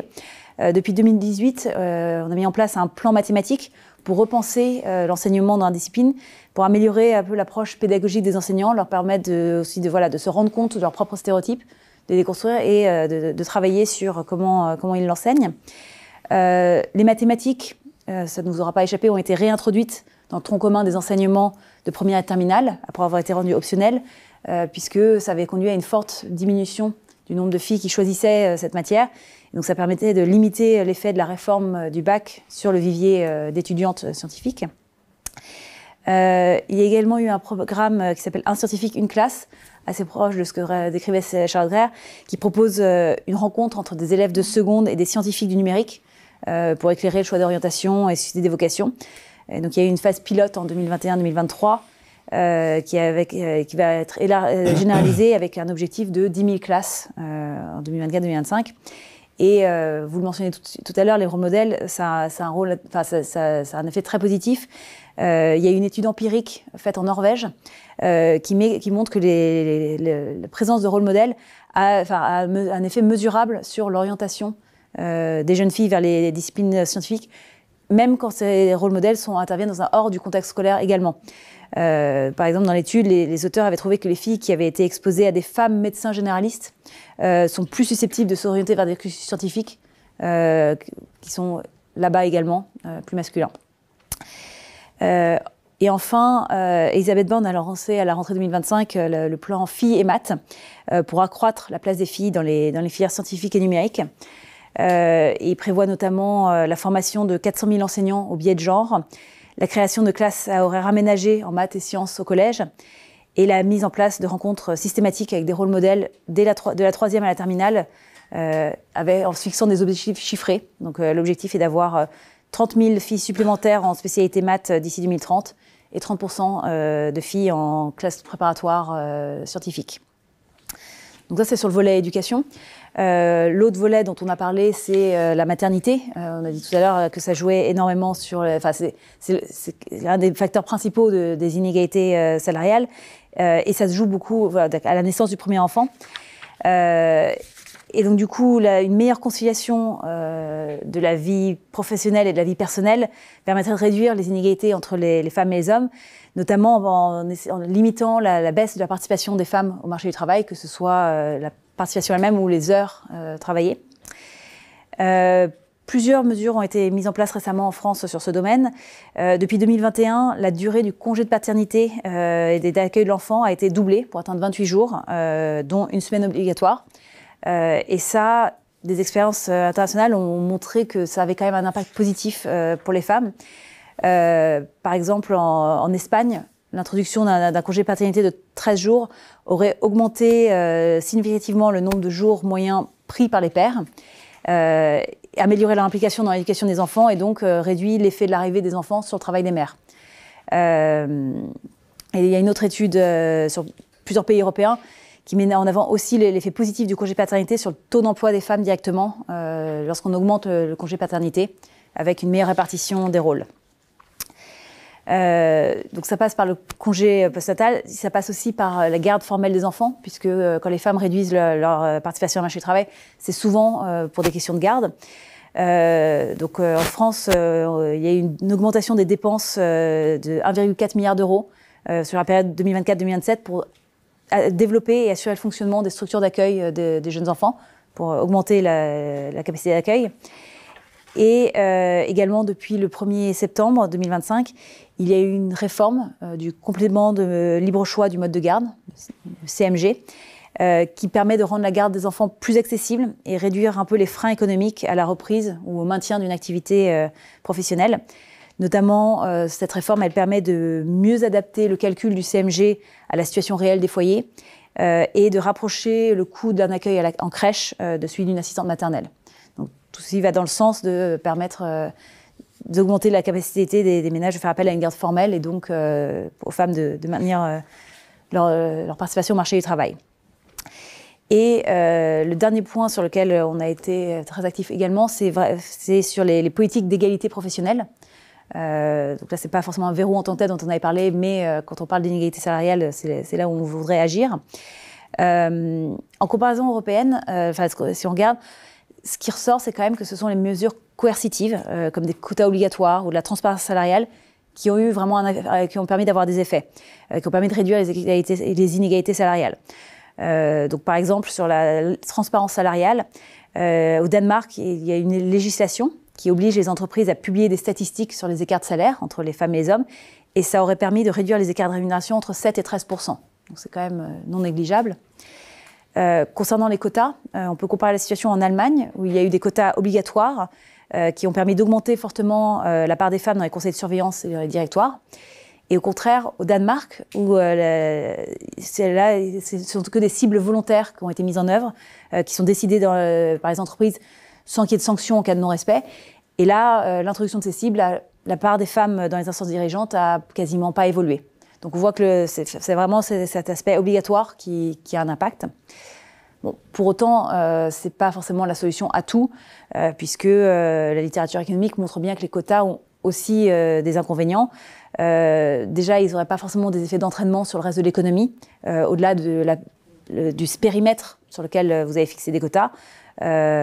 Et les quotas peuvent avoir un effet de stigma pour les personnes un peu concernées, conduisant à ce qu'elles soient perçues ou elles se perçoivent comme moins légitimes que leur père à niveau égal. L'idée que cette personne n'aurait été nommée que parce qu'elle coche tel quota, ce qui est en général pas le cas. En France, on a été assez précurseurs sur ces deux domaines-là, donc la transparence et les quotas. On a mis en place dès 2019 un index de l'égalité professionnelle qui a pour but de faire progresser l'égalité salariale au sein des entreprises. Donc, toutes les entreprises de plus de 50 salariés doivent calculer et publier chaque année leurs notes en termes d'écart de rémunération. Il y a un certain nombre d'indicateurs à partir desquels c'est calculé. Et si leur score est trop faible, elles doivent prendre des mesures correctrices pour augmenter cet index les années suivantes. Et les entreprises qui ne publient pas l'index ou qui ne prennent pas de mesures correctrices peuvent s'exposer à une pénalité financière les textes de la loi considèrent que ça peut aller jusqu'à 1% de la masse salariale. Donc c'est quand même non négligeable. Et cet index semble avoir eu de premiers effets positifs sur la réduction des inégalités salariales. Déjà parce que donc le nombre d'entreprises qui publient un index augmente, donc ça c'est du positif, et le score moyen obtenu par les entreprises augmente également, signe qu'il y a des efforts qui sont faits. Et après, la part des femmes parmi les 10 plus hautes rémunérations, donc qui est un des indicateurs qui est regardé, semble avoir augmenté plus fortement dans les entreprises qui publient l'index que celles qui ne le publient pas, soit qu'elles ne soient pas concernées, soit qu'elles n'ont pas les données pour le publier. Donc c'est des petites différences, c'est des petits points de pourcentage, mais ça va quand même dans le sens de dire que l'index aide également.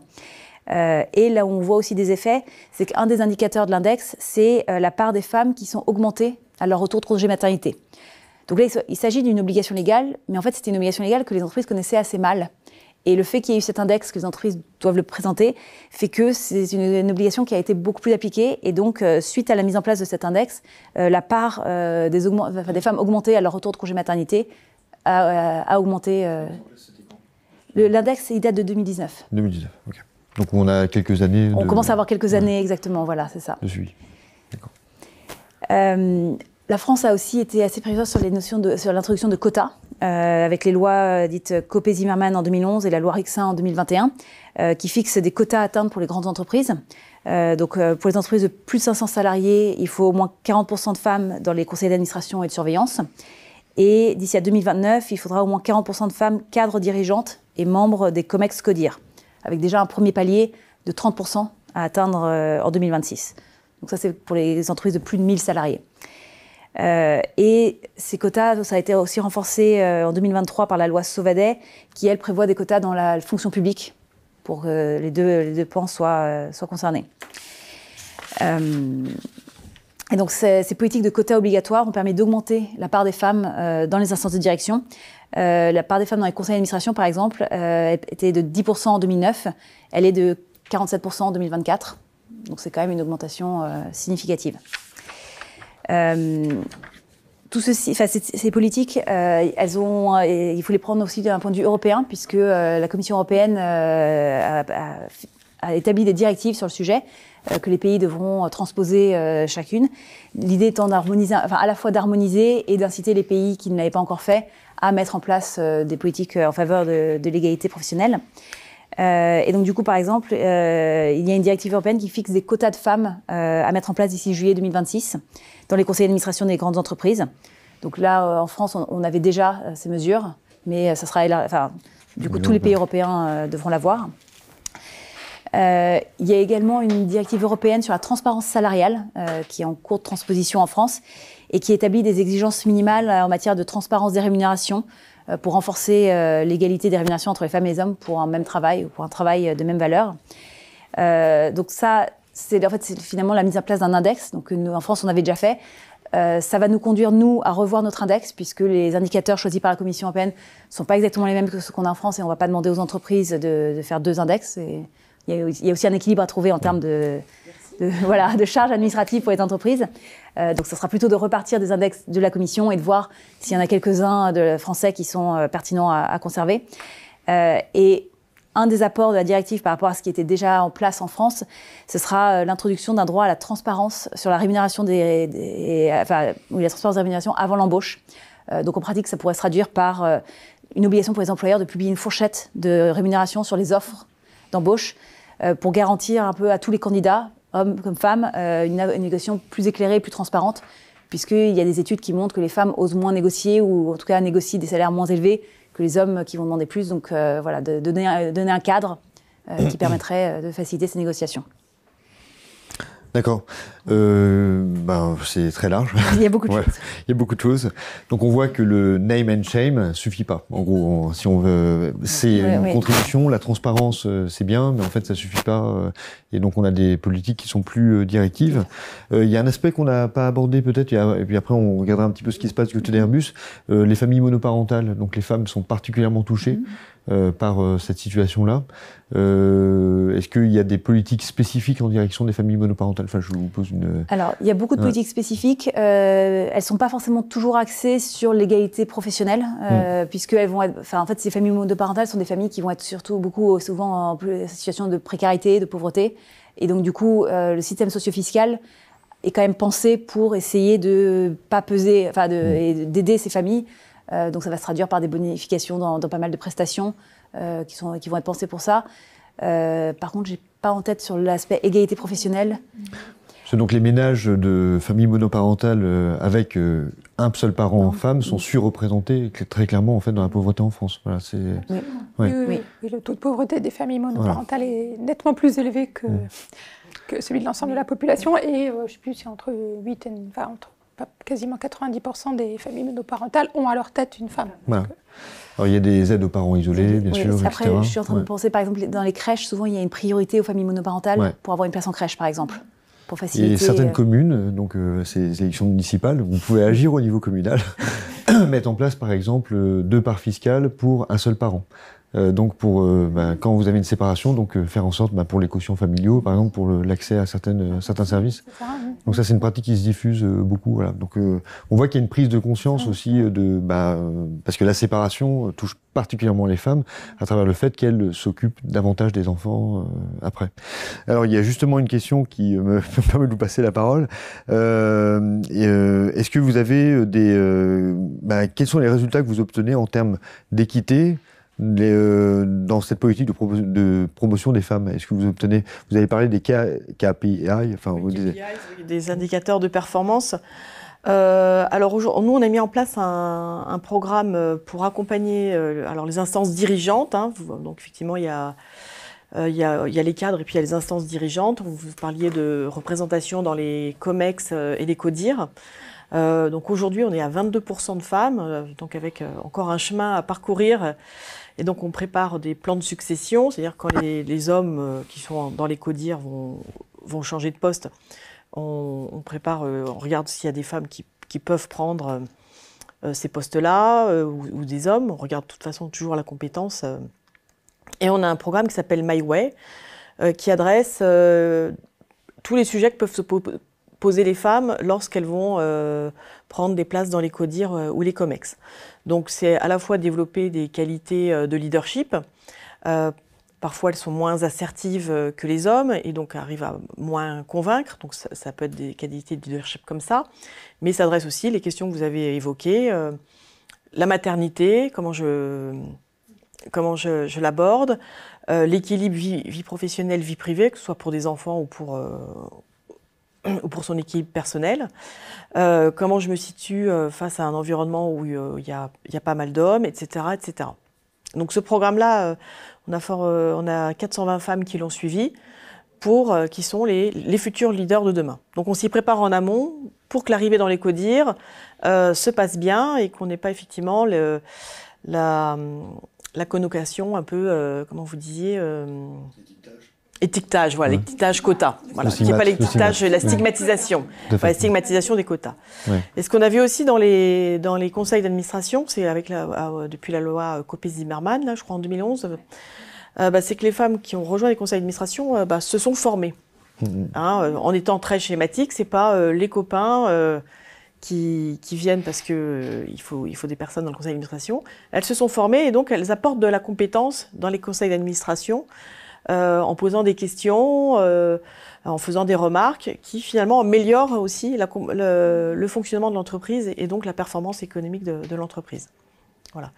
Et d'avoir finalement toute cette hiérarchie où il y a plus de femmes, on espère que ça va faire aussi tache d'huile vers le dessous pour que tout un chacune s'épanouisse et des rôles modèles pour ensuite progresser dans sa carrière. D'accord. Il faut insister sur le fait que cet enjeu de l'équité, il n'est pas contradictoire avec l'efficacité de l'entreprise. Au contraire. Au contraire, si on cherche ça, enfin, non, parce que parfois on est en opposition. Ça, on est un industriel, on est un industriel économique. Ouais. Si on fait ça, c'est pour des soucis d'équité, parce qu'on est un acteur économique important sur la place française et mondiale. Mais c'est aussi parce qu'on sait que c'est vecteur de performance. Alors, on a des questions qui reviennent un peu sur les 3 points que vous avez abordés, éducation, maternité, égalité professionnelle. Sur l'éducation, on nous demande notamment, est-ce que le moindre accès des filles aux études et positions scientifiques et professionnelles est corrélé au milieu social d'origine ? Est-ce qu'on a quelque chose de particulier, peut-être, du côté des enfants de cadres et professions intellectuelles supérieures ou des enfants...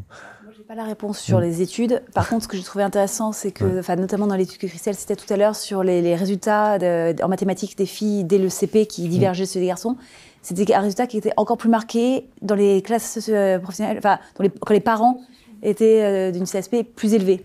Ce qui pouvait paraître contre-intuitif, mais était sans doute lié au fait que, justement, il y avait plus d'attention des parents sur les mathématiques et peut-être avec des biais de genre qui, du coup, ça apparaissait plus tôt. Et donc c'est pas quelque chose qui était uniquement, en fait c'était les filles qui étaient les meilleures qui performaient le mieux, et celles avec des parents d'une classe socio-professionnelle plus élevée qui étaient plus touchées par cet écart croissant avec les garçons. Oui, vous confirmez? Oui, je confirme. J'ai ouvert la Bible entre-temps. Voilà. Donc c'est la Bible d'ailleurs, au passage, il y a cette publication de l'INSEE. Publicité. Oui, on peut faire. Donc je peux faire une publicité pour l'ouvrage INSEE référence de l'INSEE qui s'appelle Femmes et hommes, l'égalité en question. Donc la dernière édition date de 2022. Nous allons le mettre à jour l'année prochaine. Mais il y a un certain nombre de chiffres qui sont néanmoins mis à jour régulièrement, indépendamment de l'ensemble de l'ouvrage. Moi, j'avais lu d'ailleurs que les biais de sélection sur l'orientation étaient d'autant plus importants que pour les filles qui réussissent bien en maths. Et donc là, il y a quelque chose qui interroge beaucoup. C'est-à-dire que le stéréotype, en fait, agit fortement, y compris chez les filles qui réussissent bien en mathématiques. Donc là, il y a... Ce que montrent aussi les enquêtes, notamment auprès des familles, c'est qu'en fait, les parents sont plus prescriptifs pour les garçons. Voilà. Ouais, c'est un aspect donc, ils laissent plus les filles faire un peu ce qu'elles ont envie de faire. Et voilà. Et du coup, ça peut conforter, auto-conforter. Et je me rappelle aussi d'une session antérieure qu'on a fait à l'INSEE il y a 1 an à peu près avec votre division, Thomas Breda, qui revenait sur... Il y a apparemment au niveau international un paradoxe des stéréotypes de genre, c'est-à-dire qu'on mesure, donc on a des baromètres qui permettent d'attester ce que vous avez montré, la fréquence des stéréotypes de genre, mais aussi au niveau international. On a des enquêtes sur les World Value Surveys, par exemple, qui permettent d'attester ça. Et il y a un paradoxe, c'est que dans les pays où les stéréotypes de genre sont les moins forts, on trouve parfois, en fait, encore plus d'écart dans la participation des femmes aux sciences. Et donc ça, c'est quelque chose qu'il adresse dans ses... Donc on a vraiment tout un champ de recherche, là, vous voyez, qui montre que le stéréotype est un aspect, mais il y a forcément les autres contraintes qui peuvent être des contraintes familiales, d'autres, qui se surajoutent à tout ça. Donc, comme toujours, on est dans le multifactoriel. Exactement. Et c'est assez intéressant de voir que quand le stéréotype est relativement faible, comme dans certains pays d'Europe du Nord, en fait, il y a encore une segmentation assez forte. Il y a encore des actions à mener, en tout cas. Il y a toujours besoin de politique publique. Tout n'est pas fait.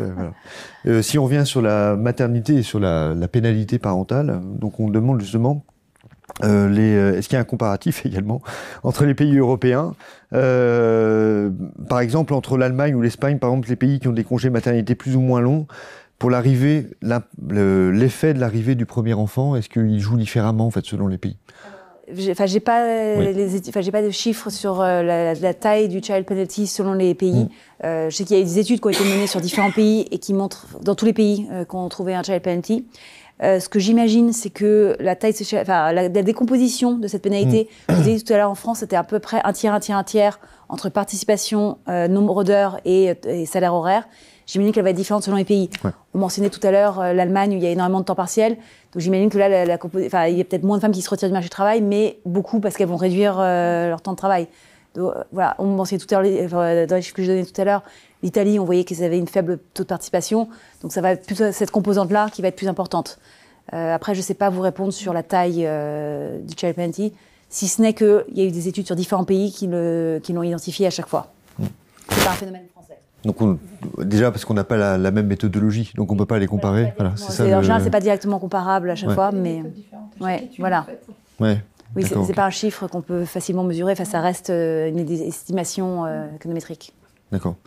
On sait aussi, il y a quelques données qu'on n'a pas. Alors, l'INSEE doit publier donc une enquête emploi du temps, mais donc ça va être dans c'est une enquête qui a 15 ans maintenant, mais qui permet d'attester quand même qu'il y a 15 ans, on avait sur le temps de travail domestique des écarts qui étaient encore très très marqués. Oui, donc l'enquête emploi du temps, c'est une enquête qui permet, qui interroge les personnes sur leurs activités au fil. On décompose la journée en activités, petite séquence. Et un de ces usages, c'est en effet de regarder la répartition, par exemple, des soins aux enfants, des tâches ménagères, etc., entre femmes et hommes, et du temps de travail, bien sûr. Et donc, les précédentes éditions avaient montré qu'il y avait quand même une réduction des écarts dans la participation, notamment aux tâches domestiques entre femmes et hommes, jusqu'en 2010, mais qui était réduction, mais assez faible, voilà. Et donc, en effet, on a hâte de voir aussi ce que donneront les résultats de la prochaine enquête dont la collecte a commencé hier. Voilà. Donc, c'est vraiment en plein dans l'actualité. Ceci dit, il y a eu d'autres travaux d'autres enquêtes qui permettent d'illustrer aussi ces questions.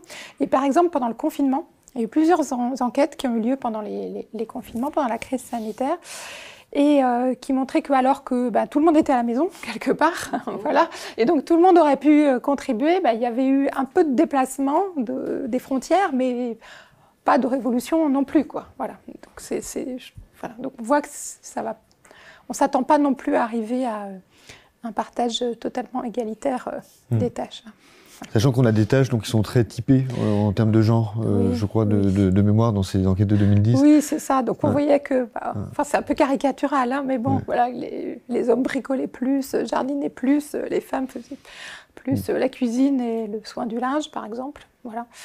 Mais dans la question de la façon dont on s'occupe des enfants aussi, et là pour le coup il y a même des enquêtes récentes, je crois que c'est une enquête de l'adresse qui a regardé ça, on a toujours un peu ce partage un peu différent, c'est-à-dire que même si les hommes s'occupent plus des enfants, ils vont tendance à plus s'occuper plus faire des choses sympathiques, on va dire, avec eux, donc voilà, des jeux, etc., mais peut-être moins les emmener chez le médecin ou ce genre de choses. Et ça, il y a encore des enquêtes récentes qui le montrent. Et donc dans les tâches, c'est vrai qu'il y a, de mémoire, il y a une tâche qui était relativement partagée, c'était celle de faire des courses. Et on pourrait imaginer, donc on en parlait hors champ avant, que le numérique pourrait changer un peu les choses. Oui. Et donc notamment, par exemple, sur ces tâches mixtes, de faire les courses. Là, c'est vrai que le développement du numérique, des achats en ligne ou de l'usage des écrans de manière générale va être quand même quelque chose qui sans doute qui a modifié nos modes de vie et qui donc sans doute va avoir des impacts aussi sur ces questions de partage. Alors pour revenir peut-être un petit peu sur le troisième aspect qui est celui de l'égalité professionnelle, est-ce qu'on a des indications un petit peu vous disiez que peut-être les femmes subissent davantage des accidents de parcours que les garçons, ou donc le taux de chômage aujourd'hui est à peu près comparable. Il est même légèrement inférieur pour les femmes.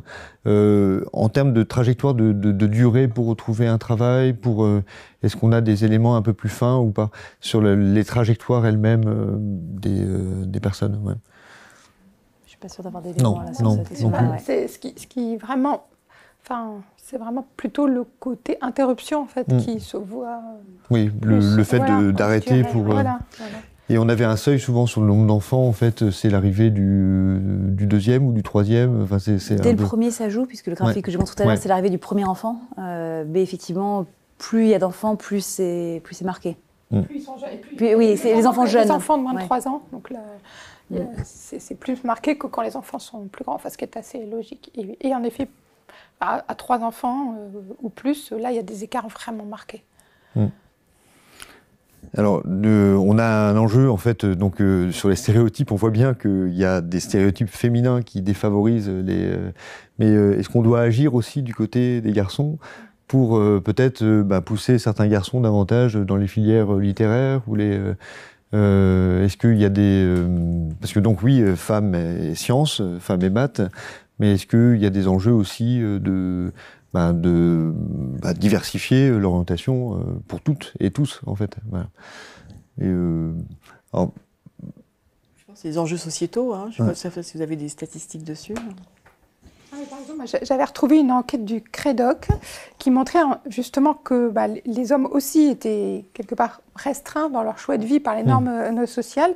Et ils avaient montré qu'un quart des personnes considèrent que les hommes devraient toujours travailler lorsqu'ils ont des enfants en bas âge pour garantir un revenu au foyer. Donc c'est quand même une opinion qui n'a pas disparu, quoi. Voilà. Et donc ça montre aussi que, y compris sur ces choix, les décisions de participation, il y a quand même une sorte d'injonction quelque part qui peut s'exercer. Donc j'imagine qu'il peut y avoir la même chose aussi sur parce qu'il renvoie aussi à la question des modèles, quelque part, parce que ce qui est vrai pour les femmes, pour les professions scientifiques, peut être vrai pour les hommes, pour aller dans les métiers, certains métiers du soin, etc. Donc on voit ça joue des deux côtés. L'effet renforçant et la réduction de l'écart réduit cet argument-là. Donc on est... Si on prend l'exemple du congé paternité, dans les entreprises, là, donc il y a les 28 jours obligatoires. Chez Airbus aussi, on a en plus 12 jours de congé enfant malade. Que les hommes prennent, ceux qui sont dans mon entourage, en fait, les prennent entièrement, les congés paternité. Je sais pas du tout comment c'est à l'échelle de l'entreprise. Mais du coup, c'est quelque chose qui est intégré. Voilà, il y a un enfant qui arrive, les parents s'arrêtent et l'entreprise s'organise pour organise les absences. Alors parfois, quand c'était que les femmes qui prenaient un congé maternité, c'était un peu le problème des femmes. Là, ça devient un problème plus collectif. Ça devient quelque chose de plus un peu collectif, voilà. Donc la gestion des ressources humaines s'adapte à cet enjeu-là. Et du management, voilà. Ouais, d'accord. Donc effectivement, que les hommes et les femmes, pour rejoindre votre question, qu'il y ait plus de parité, ça aide globalement, oui. Donc avoir un management qui se paritarise, en tout cas devient plus paritaire, peut favoriser ça. Au niveau européen, donc justement, on voit qu'on a différents modèles quand même un petit peu de gestion de l'IGF. Enfin, vous voyez que vos 3 tiers en fait sont un petit peu différents. Si on se compare avec l'Allemagne, par exemple, qui est notre benchmark fréquent, on voit qu'en Allemagne, en fait, on a quand même des inégalités qui sont très fortes. C'est un enjeu en fait qui est présent de manière forte dans les discours politiques ou les. Alors, je ne saurais pas dire si c'est dans le discours politique. Là, je ne connais pas assez bien. Enfin, je passe pas beaucoup de temps en Allemagne. Par contre, je me dis qu'économiquement, il y a quand même un enjeu puisque, moi, j'étais frappée du témoignage de Charlotte tout à l'heure, d'une femme qui a des enfants et qui fait une carrière à temps plein, va avoir des remarques ou va avoir susciter de l'incompréhension, qui est quelque chose qu'on connaît, qu'en France est beaucoup moins marqué. Donc c'est vrai qu'en Allemagne, il y a beaucoup plus de temps partiel. C'est quelque chose de plus habituel. Donc effectivement, moins de femmes vont s'arrêter, mais elles vont beaucoup être à temps partiel. Et ce qui, on le sait aussi, est un frein en général pour accéder à des postes supérieurs. Puisque vous n'accédez pas à des COMEX ou des CODIR quand vous êtes à temps partiel en général. Et donc ça va conduire à des décrochages en termes salariaux. Donc en termes d'égalité, c'est quand même assez important.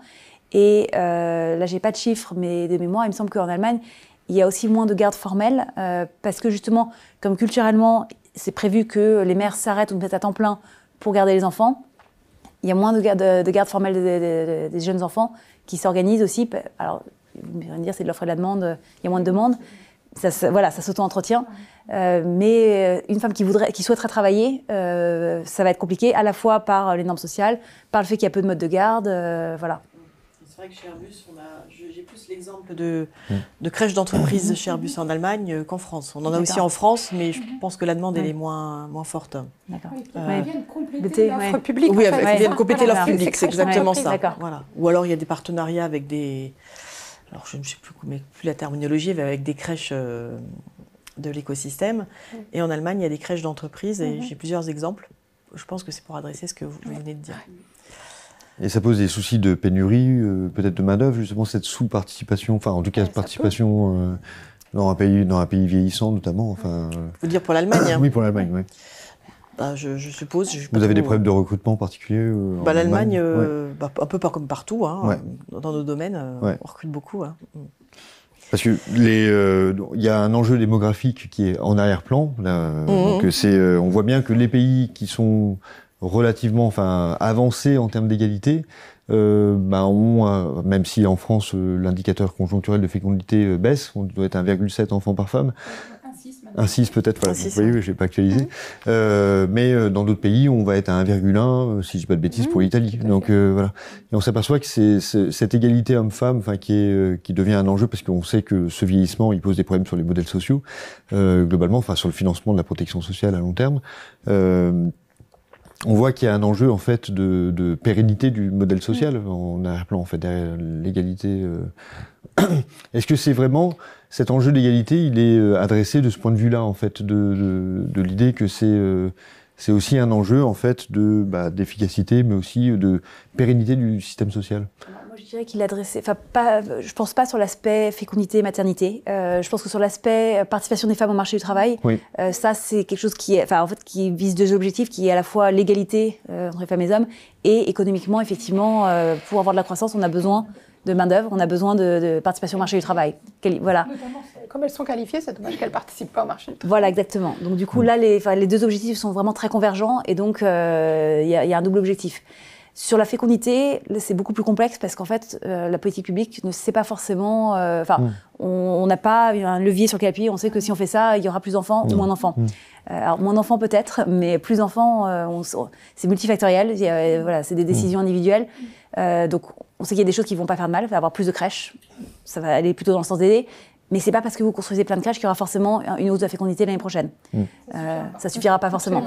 Et donc, créer un contexte global, c'est... Exactement. Oui, mais en fait, c'est très multifactoriel, et donc créer un contexte global, c'est quelque chose où il faut activer beaucoup de leviers, vous ne savez pas lequel va être prépondérant, et donc voilà. Donc après, dans une optique il y a un vieillissement de la population, il y a un financement de la protection sociale, financement des retraites. Je pense que collectivement, la société aimerait avoir un taux de fécondité plus élevé. Après, c'est pas quelque chose qui se décide forcément avec des politiques publiques. On peut créer un cadre qui est propice.